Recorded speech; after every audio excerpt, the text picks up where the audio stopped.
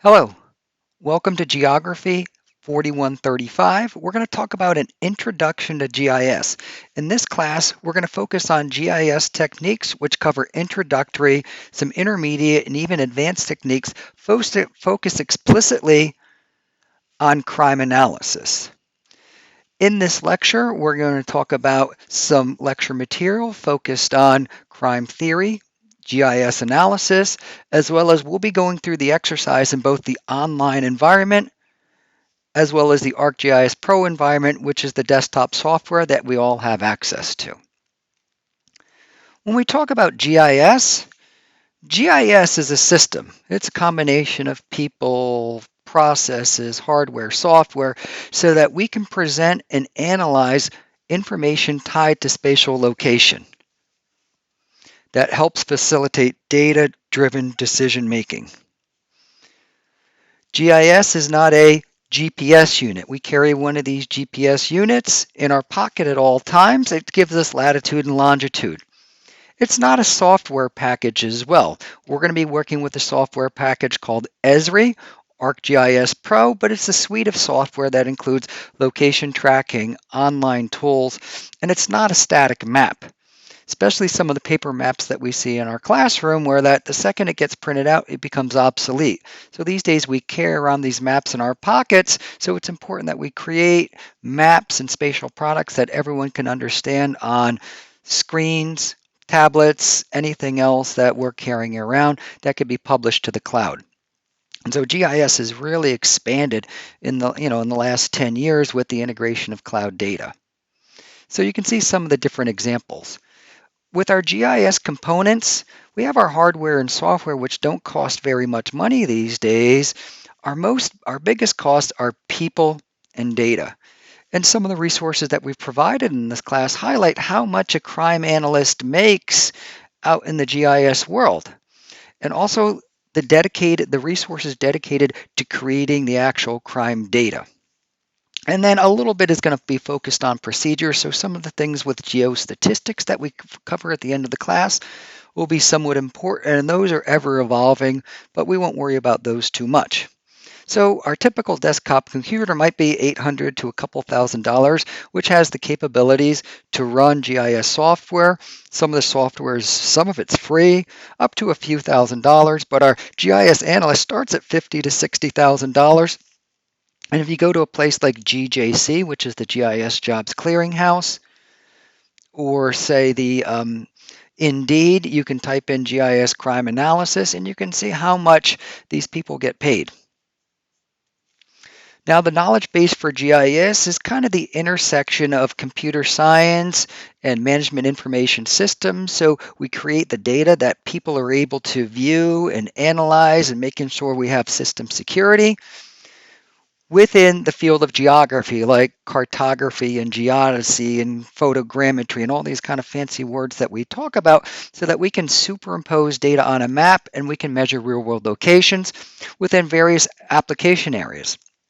Our department is environmental, earth, and geospatial science, so we've got geology, forestry, site selection, marketing, business applications, and in this class we're going to focus explicitly on criminal justice. This is kind of just an example of some of the GIS architecture and components. We've got input. What do we want to do? And typically we use this desktop software so that we can input data, we can look at crimes, and we can give output. Now this output is going to take a lot of different forms. It might be yes/no decisions, and you as a crime analyst might be figuring out where are we going to dedicate resources? Where do crimes happen the most? What types of crimes happen in particular areas? And you're going to be the person who creates the data, analyzes the data, and highlights the data, and puts it into a format so that everyone can understand. All forms of geography have one common theme. They have a spatial extent. And so when we talk about the field of geography, whether it's human geography, cultural geography, physical geography, we care about the science of where and place. In some places we care about physical features. In other places we care about cultural features. So when we talk about biology, it's the study of life. Sociology, the study of social groups. History, the study of time. Geography is the study of where.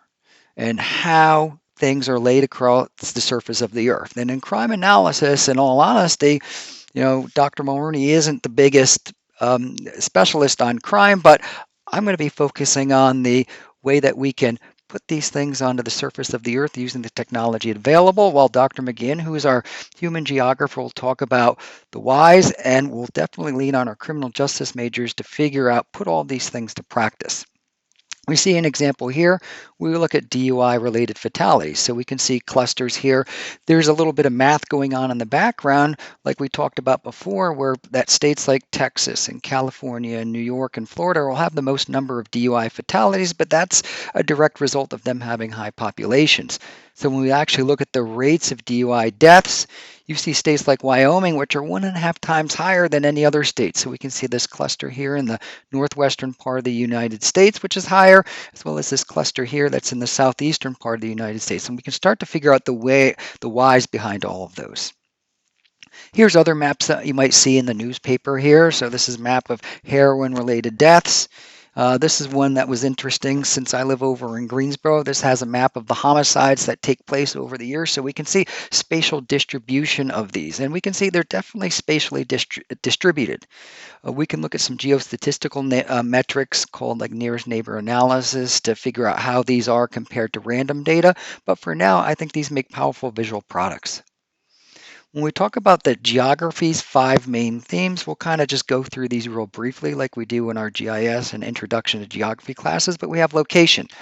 Absolute location versus relative location, where that absolute location is a latitude and longitude. And typically, when we go to our phones and type in an address, all we're doing is converting that relative address to an absolute location so that we can have a latitude and longitude that we place on a map. And later we'll talk a little bit more about the different location systems that we have, because latitude and longitude has some problems because they're angular distances. And when we convert angular distances to real world distances, we get into sines and cosines and tangents and all that stuff that we don't want to talk about in this class. And so the computer is really good at doing that if we give it the right information, because a lot of times we talk about relative location. Where do you live? Oh, I live two houses down from McDonald's or whatever. And so a lot of our life is relative location, but our phones and our computers don't understand relative location. So we have absolute location here. And if you go to a place like Google Earth, if you right mouse click on this building, it'll give you, in this case here, this is the latitude and the longitude. Latitude is angular distance north and south of the equator. So in theory, it's kind of like the Y as opposed to the X, but we say latitude, longitude, but we're really saying YX. And so when we look at our GIS systems, you'll definitely notice down at the bottom these numbers that are changing depending upon the coordinate system that we use. And so here we're looking at some crimes here over in Raleigh. And so we can see the addresses here that have been converted to point locations on a map, because we care about the point locations and what we can do with those point locations a lot more than everything else. We have human-environment interaction. So how do different culture groups use and transform their environment? In our department, we have a field called environmental science. What are all the things that people do to mess up the environment, but so we can have a sustainable existence on the planet? So you see examples here. Environmental science, you don't mess with gravity here. And then, like I mentioned before, I grew up in northern New Jersey, so you can see these areas along the same latitude receive the same amount of insolation, incoming solar radiation, but the areas around New York City are also always a little bit higher because of things like albedo and the types of materials that build, heat pollution, buildings and whatnot, that raise the temperature in that particular area. And then we also see other things like, plants, waste plants out in the middle of nowhere. How does that, dictate or change the environment? Another facet is region. So regional geographers try to explain factors that cause this, and that features tend to be concentrated in particular areas. And we live and we go to school in an area called the Research Triangle, which is always it's good region, meaning that it's got people coming there as opposed to leaving, compared to some of the push and pull factors that you read about in other classes. And so we see some of these regions here, like the Eastern Continental Divide, which is mainly a physical region, or we see the research triangle that we've talked about before. And then we can look at fire incidents in the past month. So we can look at locations related to fire incidents over here in Raleigh. Now, we'll kind of talk about these later. We'll get onto these about first order and second order effects. And so there might be some reasons behind these patterns that I think some other people can talk about a little bit more. Another thing that we have is the idea of place, and we imagine things as place, the concept of a special character or meaning, where we have kind of mental maps. Like I mentioned before, you might make a map like this or draw it even though it's not to scale, because what we care about is scale. 1 inch equals how many miles. And when we look at phones, maps on a phone or maps on a tablet, these things typically have scale. And so we can look at someone's impression of, what the United States is. This is someone from England who they were asked to describe the United States. And then this is another thing that I've talked about when I go to some relatives. They might say, take a left at the Yogi Bear sign. And what I really want to do is just type in an address on my phone and follow that. The other idea that we have is movement, and that's going to be extremely important in crime analysis, the movement of people to commit crimes and just movement in general. Okay, so over on the right here, I think these are subway lines, bus lines here in Durham. Like I mentioned before, this was in our class lecture. This is a transit system, public transit system in a city in France that I visited a few years ago that has public transportation. So how does that change the tenor of crime? Now, comparing spatial data has been much easier with the advent of GIS. So no longer, push pins or anything like that. So it allows us to superimpose data, create maps, and solve problems using spatial data. So we can look at something like schools on a map because most data have a spatial component. I have a crime that happened somewhere. I can put it on a map and see its spatial relationship to other crimes. And it's going to be attached to an Excel spreadsheet, or we call it an attribute table in GIS language, but it's an Excel spreadsheet. So there's a one-to-one relationship between all of our crimes or all of our schools and then the points on a map. And so if something's highlighted on the map, it's highlighted in the table. And I think most people taking this class should be familiar with some of the capabilities that you can do or the functionality that you can do with Excel, statistics, SPSS, some SAS, some R, running some basic and more advanced statistics on these things, things like histograms and descriptive statistics, as well as other things that we can do.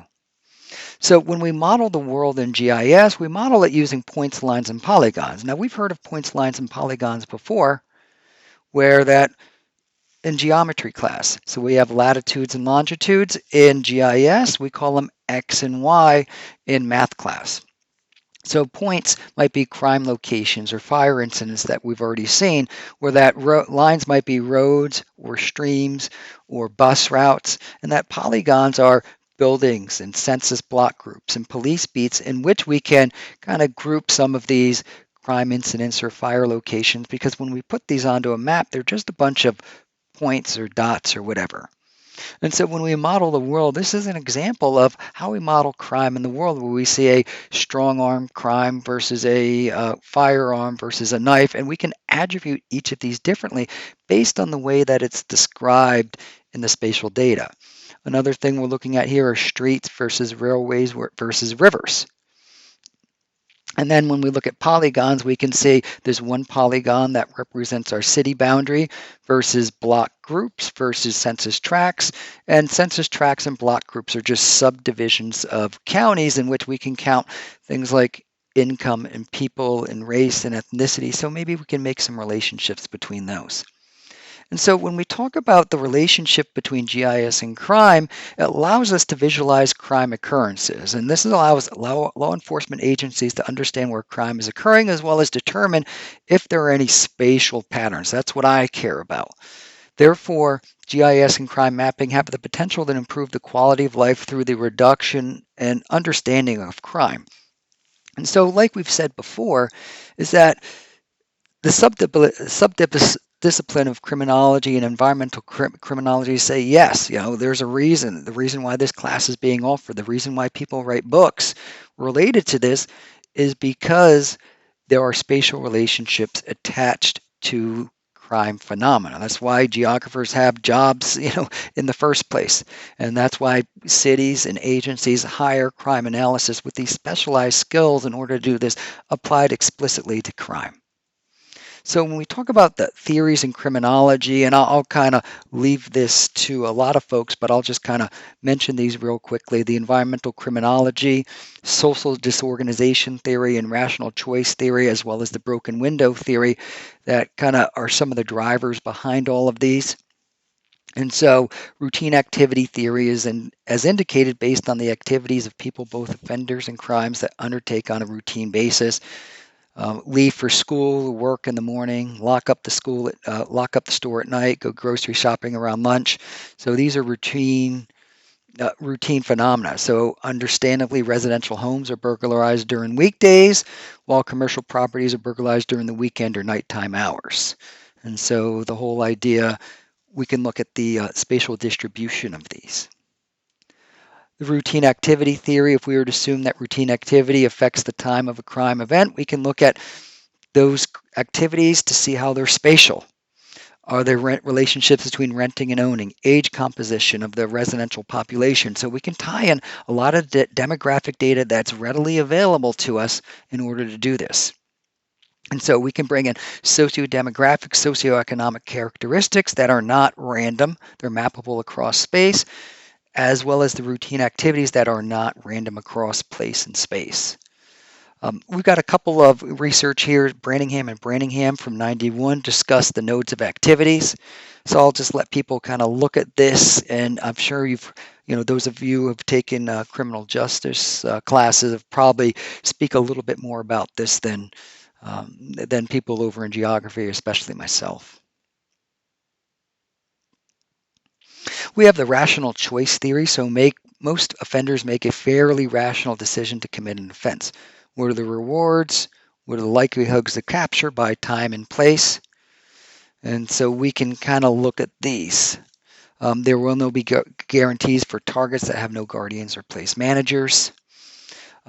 Environmental criminology.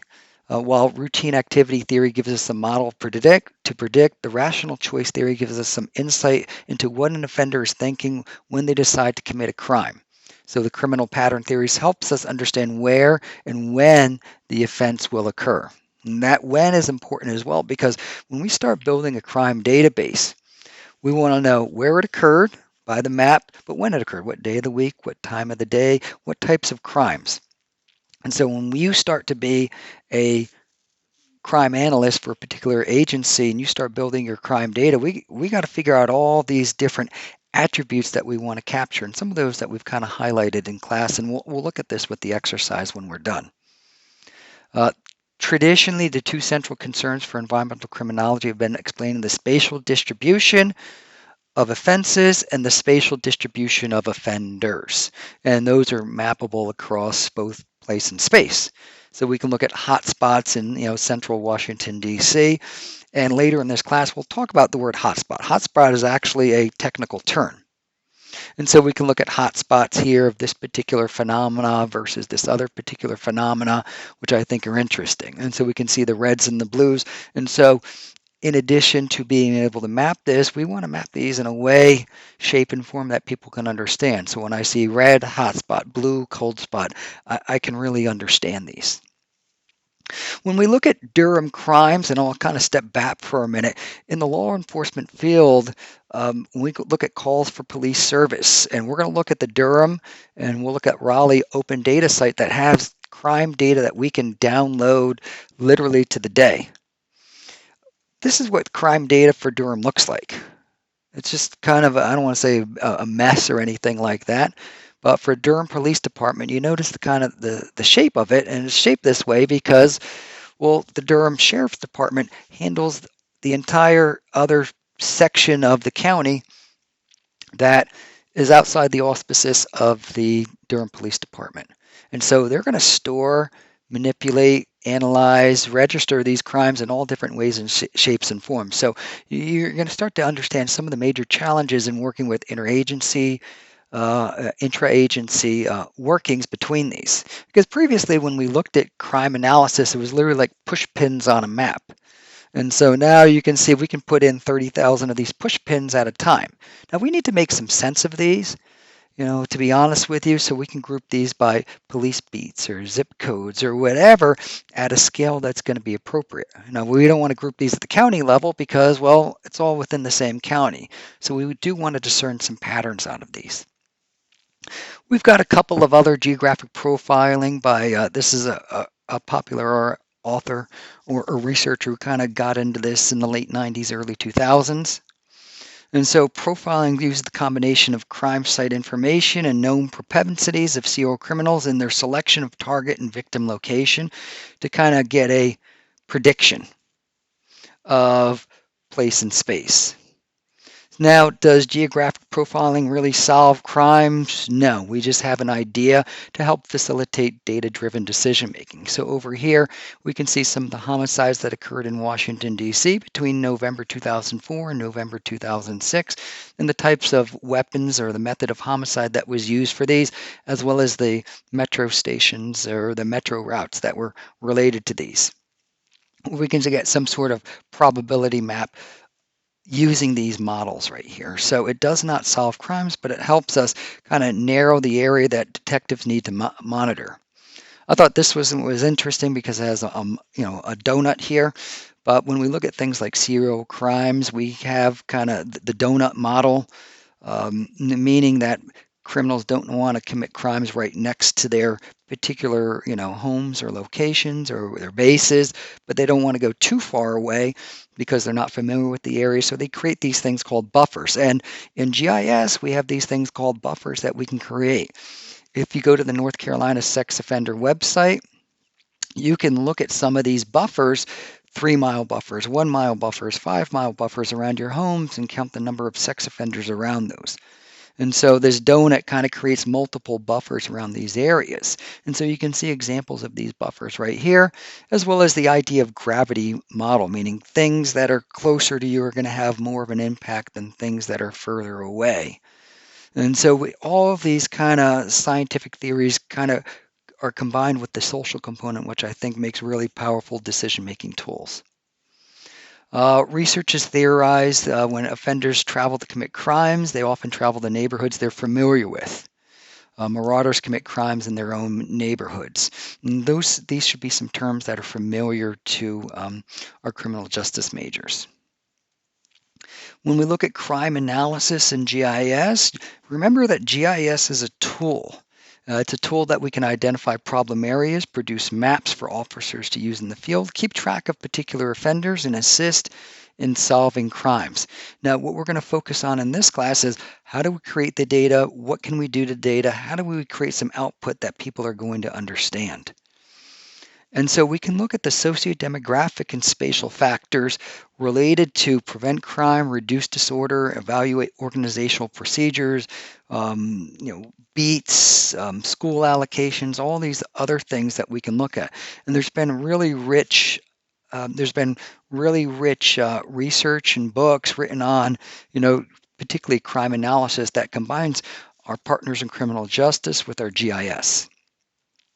There are different types of crime analysis, like intelligence analysis, so the study of organized criminal activity in order to assist investigative personnel in linking people, events, properties, criminal investigative analysis, serial criminals, victims, crime scenes, physical, socioeconomic, psychological, geographic characteristics. And one of the interesting things these days that we can do with some of this crime mapping is that we can attach pictures, surveys, other things to our GIS so that it links media reports, all these other media and resources needed to our locations that we have right there.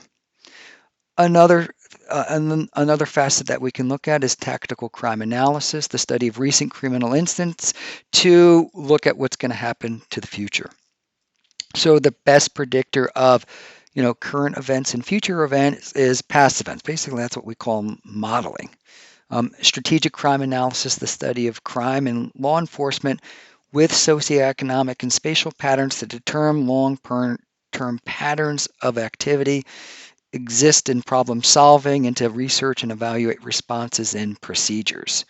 And so, and the last that we have here is administrative crime analysis, presentation of interesting findings of crime research.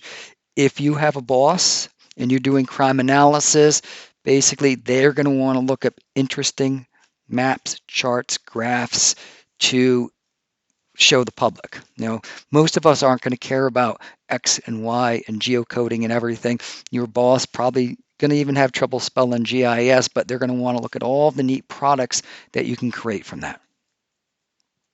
So when we talk about the history of crime mapping, it wasn't until the 1990s where we've got desktop GIS and integration with law enforcement systems and data and government, that they started to receive government funding. And so now if you go to a place like Indeed, you'll see almost every large city out there has crime analysts who are paid very good money in order to do this. So one of the first uses of GIS in kind of the field of medicine or the social was the snow map. There was a cholera outbreak in London in 1854, and this is a map of the actual outbreak. These, you can see, this is what we call a graduated symbol map. So you can see these symbols, the larger the squares, the more people died. And they also had, and you can see that it was concentrated in a particular area right here. And it was actually located around a water pump where it was people were getting disease and cholera. And so once they did, they removed the handle of the pump. People went to other pumps right there, and I think these are the pump locations around here. Went to other pump locations, the cholera outbreak stopped. And so when we think about the use of GIS, we're talking about 1850s where we're superimposing phenomena on top of each other at an appropriate scale to facilitate data-driven decision making, even though the technology didn't really catch up until the 1990s. Me personally, I got my start in GIS in the 1990s where I was doing command line, and now we have really powerful tools that integrate cloud, phone, GPS, everything else. I thought I was really good at GIS in about 2007 when it was just desktop software, and it's really expanded. And so I'll talk about our charge here in a second, but we can look at the University of Utah, campus crime. And so we can look at bike thefts versus assaults versus property thefts versus vehicle thefts around the University of Utah, campus for their public safety unit. We can look at child sex offenders. So the little white boxes are just schools. Don't be alarmed. Red boxes are where folks who offend against children live. Yellow and white rapists.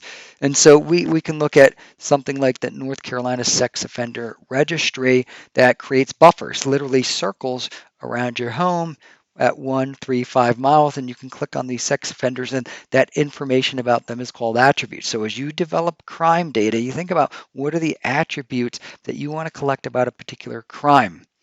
Because we have information, tons of information already out there about demographics at different scales. It's the tough part is just making sense of it. Now, GIS has become more integrated in all aspects of policing, from tracking serial criminals to mapping hotspots to managing departmental resources. So it's only going to be increased. We all use GIS on an everyday basis. And so some of the topics covered in this class is going to be working with GIS software, like I alluded to before.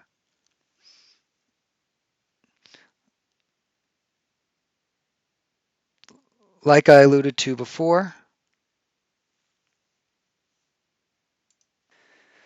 Like I alluded to before, we have powerful desktop software, and most of the jobs that we see out in the workforce are going to require something called ArcGIS Pro. Also integrated with what we call ArcGIS Online, which is going to simulate that GIS software. Now, the methodology and the way that we point and click is going to be a little bit differently. In the book that we've provided in the modules, is actually written for ArcGIS Pro, the powerful desktop software. So it's essential that you get it installed and get it on there and figure out how to log in and all that other good stuff. Other things we'll do in this class, we'll analyze crime data and make maps. We'll query crime data, ask questions of the crime. Because of those 30,000 crimes, I want to just look at the homicides. Make your own crime data from scratch, meaning how are we going to get the data? We can go to an OpenGIS website and make this from scratch, and then focus on some advanced statistical analysis, basically hot spots and cold spots, and then learn how to share your data. We've made this really neat map. We want to publish it to the web so that other people can look at and then catalog our data. So when we look at data of crime, what year is it? Is it 2006, 2007, 2000, or we just want to look at the newest stuff. And so without any further ado here, I'm kind of finished here. And we're going to focus on the first exercise right here. Now, when we look at all of our modules, and we're going to focus on the first exercise, I want to focus on it, how it works, how we download the data. So I'll spend about 10-15 minutes kind of finishing that up, and I'll post this. And so the one thing that Dr. McGinn and I like to do is we like to provide consistency, meaning Unit 1, we're doing an introduction to GIS and spatial analysis. This is the presentation that we're giving right now. I'll also post a recording of it as well. This is the book material. And so if we right mouse click on the book, this is the actual book that you don't have to use. And this is a book, really good book written by someone at the University of Kansas. So this is what we call a WYSIWYG book, meaning all you do is follow the directions, and you do this using the powerful ArcGIS Pro software. And that's all you do. You just follow the directions and do this. And typically our practice is going to be, we're not going to answer questions about the more advanced stuff until you do the tutorial. So you go and do the tutorial, follow the directions, and then we'll help answer questions. Because the exercises that we have here are based explicitly on the questions. This is the data related to the back of the book. Now, this is what we call a zip file. And you can see this word zip right here because there's a lot of different files that we have here. And so this is what we call a zip file. So instead of me giving you all the files separately, I've put them into a zip file. And so it's called a .zip. This is a really big file right here. And we'll look at another example here in a second here. But you can see that I've downloaded it here. Now, when I download it here, you can see in my downloads, I've put all the data here. It's one single file. It's about 37 meg. Some of these will be really small, but if I double click on it, you can see it's got modern policing, chapter 1, chapter 2, chapter 3. You click on these, it's got multiple files right here. So as you can understand, I don't want to store it all in the same place. Now, you see it right here. When I look at it, I see the word extract all. This is a zip file, meaning that it's just one file. So if I were to click on any of the files in there, it's not going to let me do anything. If I were to click on multiple files here, it's going to say extract all. If I were to go to like my C drive right here, you don't see anything that says extract all because it's already been extracted. Okay, and that's really important. This is kind of a technical thing that we need to do. Okay, it's really important, because I don't want to give you all 1,000 files that you have to download separately. I put them into one file. Now they're there. So I'm going to click extract, and I'm going to get this little dialog box up there, and it says, where do you want to extract to? For this class, I would strongly suggest creating a dedicated folder for this class. Data management is an extremely part of being a student, and more importantly, being a professional, knowing where you can find things. Okay, so I might go to C, and then you can see for this class right here, I've created a class called Geography 4135, Crime Mapping. I'm going to click Select Folder so that I can just extract everything right there.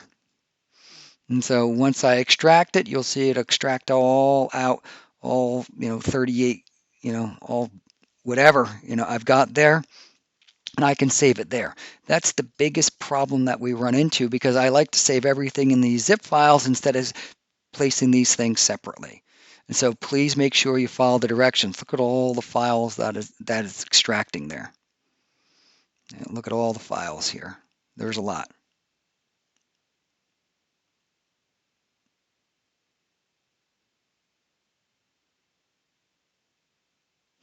And even when I go here and open it up, now you can see here it is sitting right here. I extracted it right here. My modern policing sitting here. I've got all these exercises. You notice that it does not have unzip because it's already been unzipped.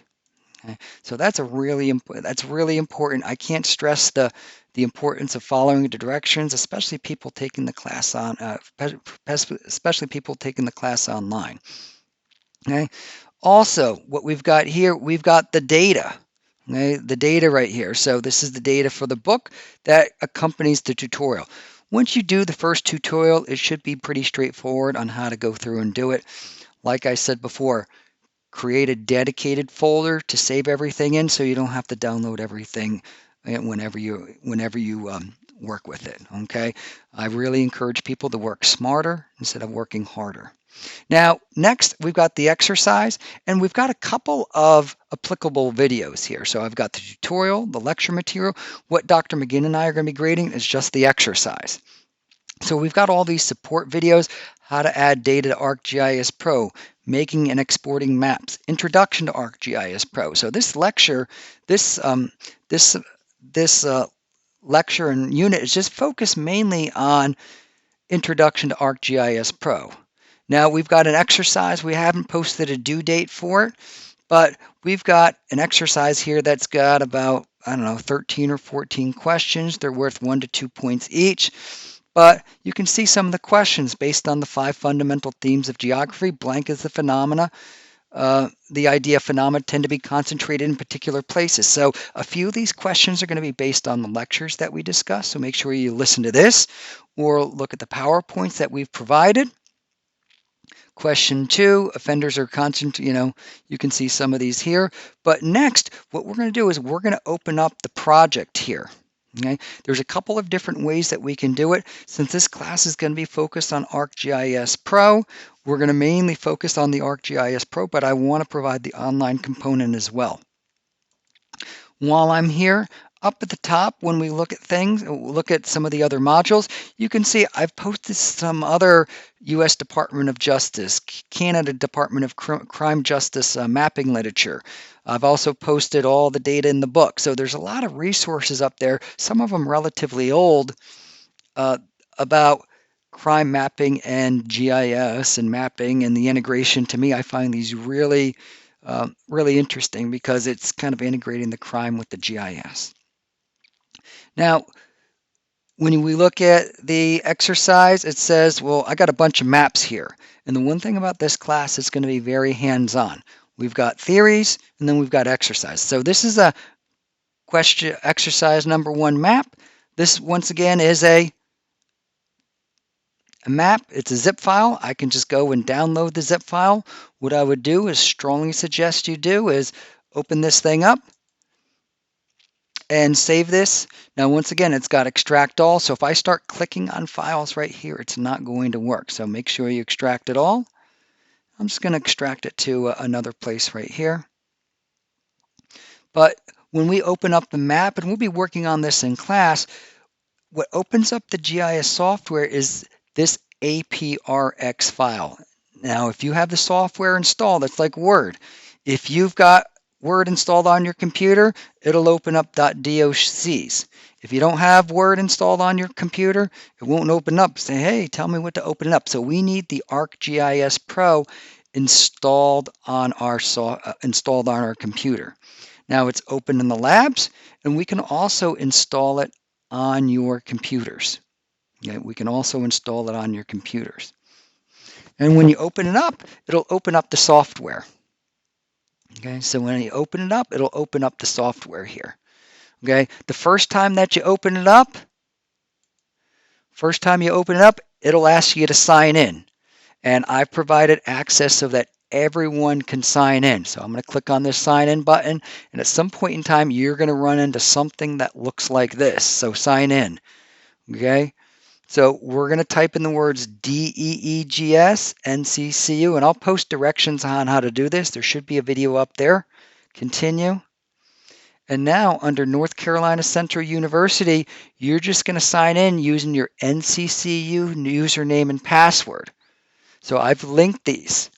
So tnown@nccu.edu. And I'll type in my password.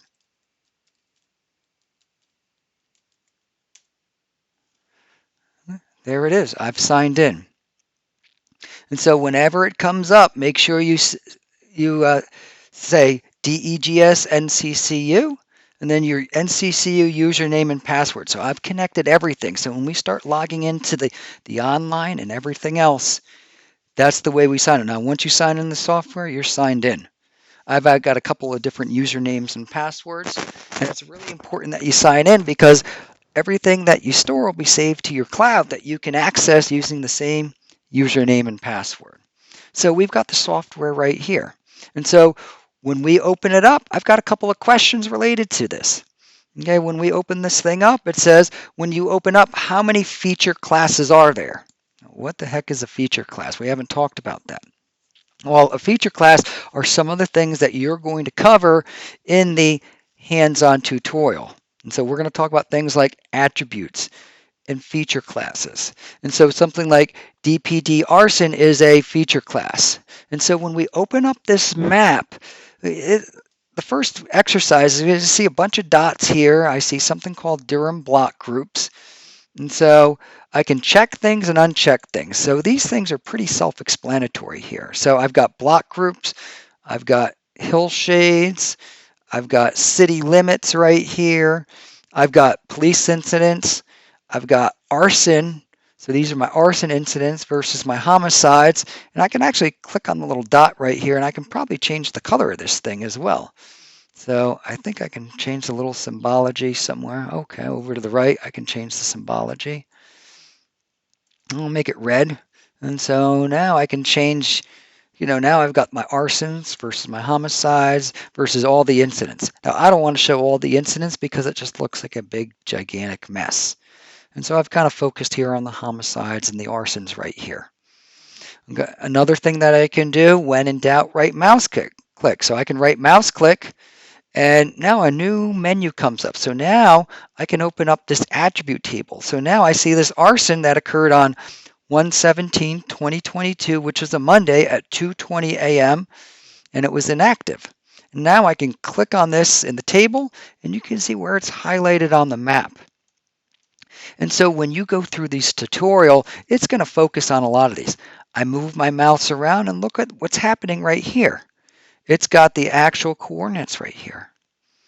Okay, now these coordinates aren't latitude and longitude. These are a different system that we talk about. So we see this one-to-one relationship between this map and our attribute table. And you can see down at the bottom, there's 43 arsons that occurred. And then we have here 39 homicides. And so we can see all the different homicides.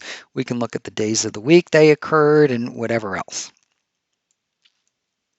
So I don't want to kind of give away too much of what we have here, but these elements here and in the left, they're called table of contents or called feature classes.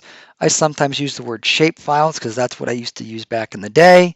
They're also called layers or themes, other things. And when we right mouse click or click on the symbol, we can change the attribution for those and we can view the different different properties, especially the feature classes. So how many feature classes are there? How many total incidents are there? And so we have to access the attribute table. What's the exact name of the attributes? And so now we have these attributes here. I have a report date. What do you think report date means? The date that it was reported. Some of these are self-explanatory. Something like ATT/com. I don't know what that means. But UCR code, those criminal justice majors should have an idea as to what the UCR code, I believe it means Universal Crime Reporting Standard, versus NIBRS, which is the National Incident-Based Reporting Standard. I have offense, address, X, Y, district, beat, tract, premises, weapon, city. And so some of these should be pretty self-explanatory. So we can query out handguns versus firearms versus rifles for these particular homicides based on the day of the week. And so these attributes help describe the crime because like we said before, we never want to tell our boss I don't know. And so we want to collect these. So you as a crime analyst want to start thinking about for your town that you're developing crime for, what are you developing crime for? What do we want to look at? What are we gonna try to answer without saying I don't know? Because here we've got data here about where, how many crimes occurred, within this block group or near a school or whatever, and we'll get more advanced with those. So when we look at the quiz, how many of those represent those? What's the value that signifies a Monday? What are the different possible values for a type of crime? So look at some of the attributes here. What are some of the attributes that highlight location? How many arsons occurred? How many arsons compared to homicides, more or less? What month of the year do they appear? And we'll be doing some tabular analysis to count. Instead of you counting those here, we'll be doing some more advanced tabular analysis to look at these. And then make a quick map. Okay? Make a quick map for the homicide. So we can make quick maps like you did for the book exercise. So the book exercise focuses on that as well.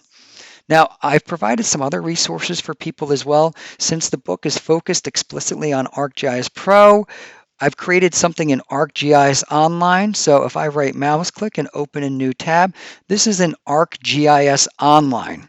And so it kind of looks and feels like a map here. Now I'm going to open it up in another browser here just so you see what's going on here. So I'm going to click on this here and I'm going to open it up. Once again, sign into North Carolina Central University. I've got my own login right here, but we're going to click on North Carolina Central University. And it's going to ask for your username and password once again, your NCCU username and password. You can notice here it already knows me up here. And so make sure you follow those directions. We type in DEEGS NCCU. That's basically our route. That's our server name right here. And so once again right here, we've got a map right here. We've got the different layers right here. And so it kind of looks and feels like a map. The analysis fields are going to be a lot different. So when we get to doing some analysis, I'll mention briefly on those, but I'll largely focus on ArcGIS Pro. But you can see here are my arsons, my incidents. It's got a little eye, and then I can click on it and I can turn off the little eyeball. Okay. And so I can turn off the arsons. Okay, over in the right here, I can change the styles and the effects and the symbology and the pop-ups. And so this ArcGIS Online map is a little bit different, but we can send this out to different people so they can look at it on their phone, on their tablets, on their apps, and these data can be updated in the cloud a little bit easier than our desktop software. Our desktop software does connect to cloud data. It's really powerful. I really, really like it. So it does connect to cloud, but people like looking at web pages and doing analysis within web pages, which is more difficult, a little bit more difficult to do. So now when we look at the arsons, I have zoom to, show properties, show table. I can show a table, and so that attribute table that I have here, you can see that there's 43 records. And once again, I've got these highlighted right here. If I click on one of these here, it's going to be highlighted on the map somewhere. There it is. Yeah, and so you can see it's highlighted on the map. So that one-to-one location. So over in the left here, I've got my table of contents. And so I've got my arsons right here. I've got my homicides. I've got my incidents. I've got my city limits. And then I have block groups. So these are block groups entirely within the city limits because I don't want to store block groups that go outside of the city limits because I don't know how many crimes actually occurred there. So when we get to some more advanced analysis, doing like counting the number of crimes within each of these block groups, I can only work with these because I don't know the crimes that occurred outside of the city limits because they're governed by an entirely different group of people. So with that, so we can open up the attributes. We can look at the attributes that simulate the exercise that we're looking at there. So that's about it for the exercise. We'll post the due dates for these, and in future semesters, if you're listening in future semesters, I don't want to give away the answers here, but I want you to really get used to the desktop. I prefer the desktop because it's powerful and it's what I learned from, you know, where that when you look at job requirements, most job requirements are going to require the desktop software, and then the online, you need to know it. It's kind of an add-on. But being able to kind of understand, manipulate this desktop software is going to be really easy, because in future semesters, I'm going to click on map and I'm just going to share this map to the web, and we'll be able to work on this on the web. We can create web maps and web apps and cloud-based data and everything else that we can do here.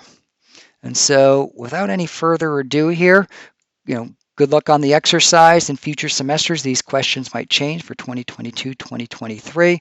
And so that's about it.